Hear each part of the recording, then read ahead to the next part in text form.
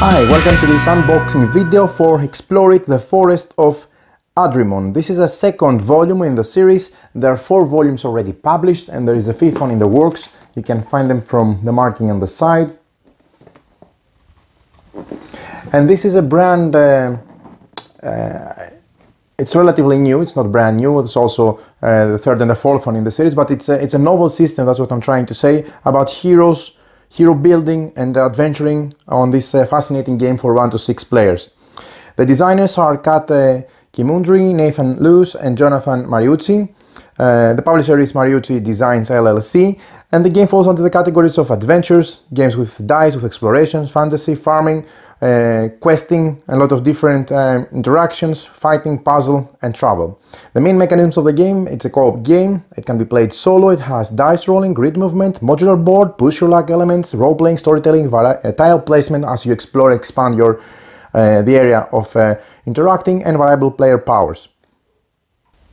The game plays from 1 to 6 players, takes around 60 to 180 minutes, ages 12 and up, and the weight is 3.4 out of 5. The forests were once populated by the elves of old stewards of nature and protectors of the realm of Fae. They departed nearly a century ago, emptying their pristine cities. Slowly the settlements were populated by other races, and culture eventually returned to their walls. Now, however, the peoples of the forest kneel to an enigmatic sorceress named Adrimon. All who enter slowly succumb to her presence, eventually becoming mindless slaves bound to her will. The cities are now lost, heavens only to the mind wiped. They work tirelessly of the Magis automatons, enormous constructs, fueled by the souls she has them bound. There have been heroes who have faced her and failed. In each attempt they sacrifice themselves, vowing an oath that just might lead to Admiron's undoing.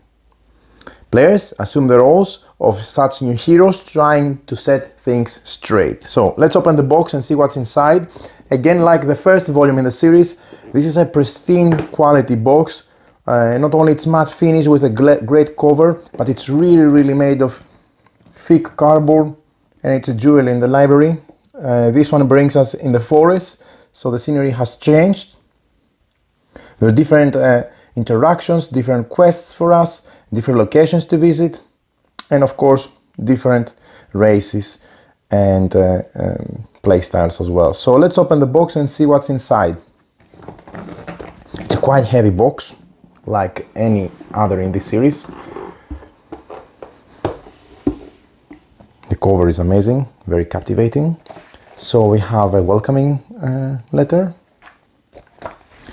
We have typically a nice poster, which is really nice, a 3-piece poster for the current game, and also advertising the 3rd one in the series, which is the Sons of Shura, which brings us in the desert. We'll see that in another video. Again, this is an unboxing video, so we're just going to focus on the components. There are going to be separate videos with the different materials in the system. We love HEXplore It system. It's a great system with a really lot of options, and of course you can also use heroes and races from this box to combine them with any other box and actually have them as standalone and expansions as well in a way. So, baggies. A compartment with the mini of the party. Oh no, this is actually the mini of the sorcerers. Yeah. We have 7 dry erase markers, because we're going to be taking notes and updating stats on our dry erase boards. Here we have relics and the races. Let's see the races. We have Wood Elf, Briarkin, Forest Boar, Corrigan, Den Troll, Sprite, Fairy, Bogard, Faun, Nixie, Zid and Brownie. These are races, of course, linked with the forest and the elf land as well. And then you have also some relics here. Nice, beautiful art as always in this game system. So, Kegel's great sword, the shield, staff, Scepter of Light, Starfire Ring, figuring of power. Okay. For those of you who don't know the system, we're going to start with a series of videos of how to play the game in demonstrations from the first one in the series, because they use the same system and they build up and add new elements as well. Not only new powers, new heroes, new races, but also new mechanics periodically as you progress from Volume 1 to Volume 4. There is a chart on the latest game found for Volume 4 where it shows for all the 4 series, and it's a really nice chart, the complexity and how much sandbox each of those are, so it's really highly recommended for you to check if you are thinking from where to start. It gives a really good direction. Okay, so we have the rulebook and the storybook. The storybook is bigger than the rulebook. Then we have the city. This looks really nice.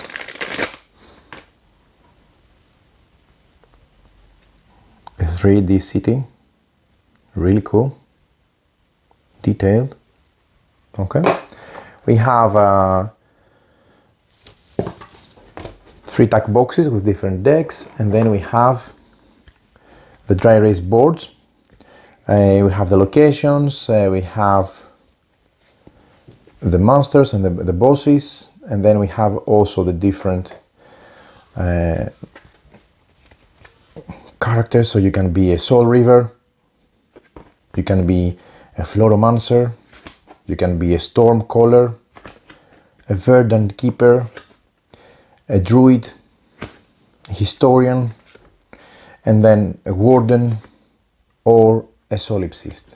And of course, for all these different options, there's also beautiful art, by the way, in the back, and it's usually neglected because while you're using this mat is facing the other way around, but it's lovely art.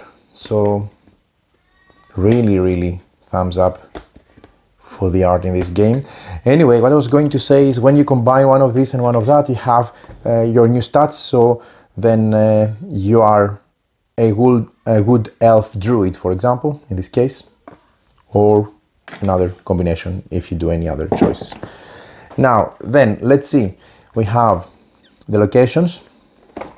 We've seen the battle mat that it's used in when battling. Okay, and the next thing to see is this player aid, which is game turns. So first of all, we have the movement phase, then the skill phase explained in detail. Okay, then we move to the circumstance phase, the event phase, and villain, the Magi phase, the 5th one. So this is really handy, and this is made from the same durable material like the boards, and it's also dry erase as well. Then we have reminders for the locations. We have the Elowen's Grove and the interactions you can have there on those locations. We have this symbol. You have Grove items that you can get to help you strengthen and get more chances in your quest. Then you have the Entrailed Cities, searching for gear and doing different things there as well. And then you have the Sentinels. So these are very useful because you can pass around the board and you can easily catch up on and remember details, etc. on what to do. Next we have the villains. So let's start with let's see them by strength. So first is the Mrakakek, the Mad King. Then the second one is the Death Moth. The third one is Theranos. Really nice art. Fourth one is Hathawir. Fifth one is Urgos, the dire bear, such a beast. Then we have Aranaya, the Spider Queen. Moving to 7th board, we have the Wendigo, sorry. And then 8th is the Sharthawen, the Dark Dryad. Very nice art, loving it. And The Enraged Elemental is the 9th one, and Adrimon the Magi herself, the sorceress, the evil sorceress, is the final evil monster, or boss, if you wish. Okay, so let's put those aside for the moment. Let's open the dice of the game. There are 3 different types of dice, linked with navigation, exploration, and survival. They're color coded, like with the previous system. Okay. Nice quality dice. Really like how they look and feel and have a good weight. Okay. Then I'm going to remove this because underneath are the boards. So this is great quality manufacturing. Really loving it. So the board is constructed by having 2 borders, a top and a bottom one, where in one you have the circumstances. So you click those like that, somehow like that, and then on the other one, on the top, you have the destinations, as you can see, or you can have on the top the circumstances, and then the destinations or quests are at the bottom. In between this grid, you create area for tile placement of these tiles. So we start with, first of all, not these tiles, we start with the larger ones, which are those. So let me show you. By the way, this is matte, thick cardboard, great quality. I like the fact that it's matte and it's not shiny or glaring. This really helps a lot with gameplay, especially when you're sitting on different angles, or sitting around the table, or you have a lot of light. Okay. So just to give you an idea of the level of the art and how, if it's the first time you see a HEXplore game, how this would start looking like. So essentially you start by putting those together. Let me show you. You see, you have the grid on top and bottom, and then you put those like that, and then you start expanding sideways. So this is really nice. And as you get more and more boxes, you will find out that you are able to combine also boxes together. So have both forest and desert, for example. How cool is that? Really cool. So let's put those a bit to the side so that I can show you how, in theory, at least the middle area of the board will look like. So you bring those things together, somehow like that, and then you start expanding by adding the, okay, so this is a rough just to show you how it will look like, and then you start adding those big hexes. I'm going to show you up close some of the detail and the art on these, because I think seeing them from a far side, it doesn't do them justice. They're really well designed. They look very good, and they also have a great detail. So let me take all the big hexes out so that I can show them one by one to you. And also every single piece of art in this game is lovely. And there's also, I think, some more packs with more art-orientated cards to replace the ones in the core boxes. It's a great idea, because the art is great here. Okay, so let's see how these would look like. Check out the level of detail, you see? Look at the ruins, and look at the trees, and the road, and you can interact in the different locations.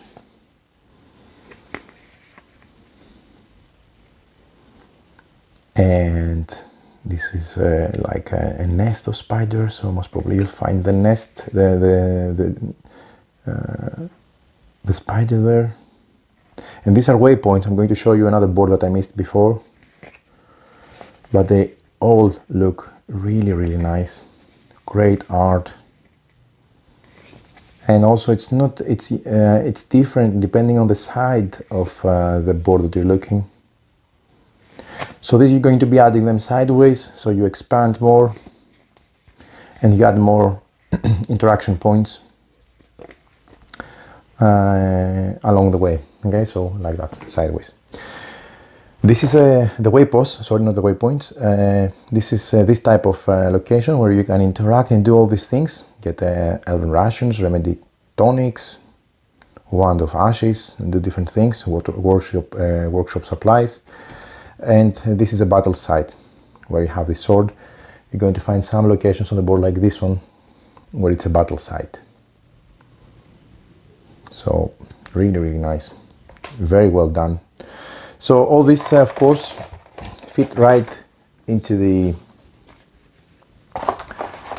tray. So the tray is really the same like in the first volume, really handy, because it keeps everything in place.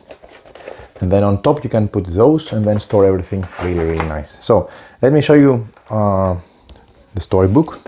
So I'm going to flip it a bit fast, so I don't want to make any spoilers, but just so that you get an idea on how rich the storybook is, and the art and the options and the things for you to choose. So, whoa, wow.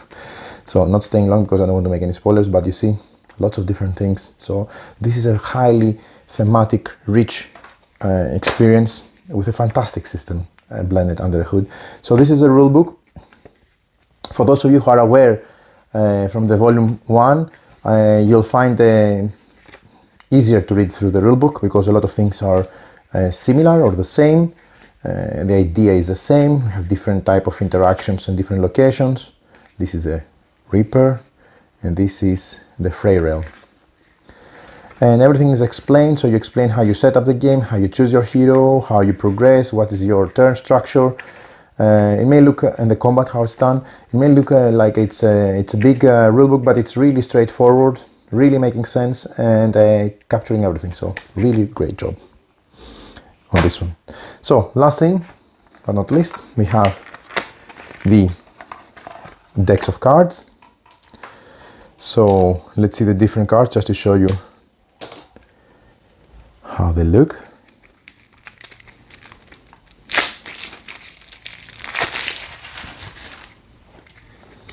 Good cardstock, but not linen finish, so you may need sleeves. But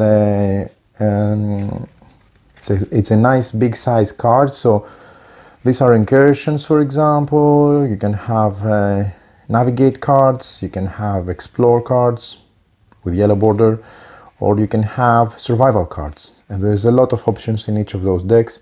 Keeper cards, bounty cards with red border, last hero, the sword, the shield, the staff, and the different in the figurine.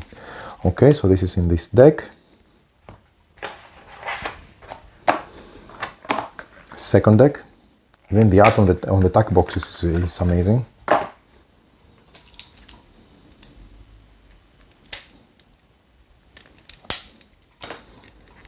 Now again, this is a standalone game. You don't need to have the first volume. If you like the setting here more, or the art here more, or the enemies, or the theme, you can go directly into this one. Skip the first one, even though it's recommended to start with the first one, so that, because most probably you're going to need to get them all like me.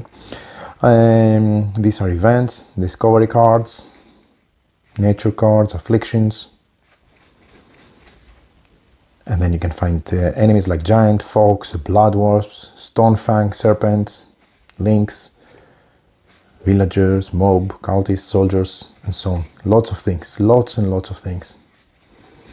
So much value in this game, really, really, really. I'm not even starting to describe how this value is exponentially multiplied when you start getting the second and third and fourth volume. You don't need it, but if you like the system, most probably you want to get everything out of the series, trust me. Last tack box. And also the tack boxes. I mean, come on, this is really great to store everything. Okay, this is the last deck. And here you have different things like health, energy, attack, defend, second mastery, navigate, explore, +1, both masteries, and then food rating, and other options here as well. Okay, so there you have it. These are the cards and these are all the components of HEXplore It, the Forest of Adrimon. Really a beautiful looking game. Of course, I failed to mention, but I thought that it was given, but if it's your first time, you need to know. These boards are dry erase, so when you start making your stats, or when you upgrade, you start adding your name here.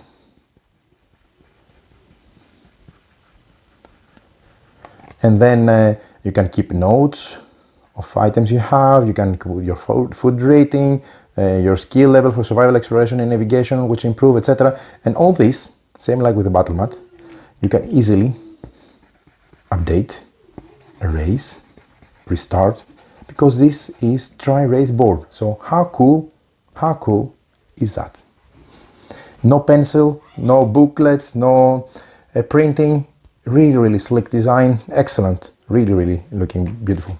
So there you have it. This is the second in the series, the unboxing. Stay tuned for the third and the fourth.